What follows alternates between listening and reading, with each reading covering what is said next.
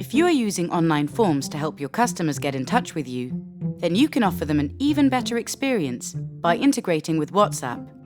With Forms app's WhatsApp integration, you can add a WhatsApp icon to your forms and open a conversation with your form visitors directly. In this video, you will learn how to enable and use the WhatsApp integration in a few steps. First, go to the form settings, then click on Integrations. Here, scroll down to find WhatsApp. Once you've found it, hit the Connect button and enter your phone number. Make sure it is in the international format, so no dashes, spaces or brackets.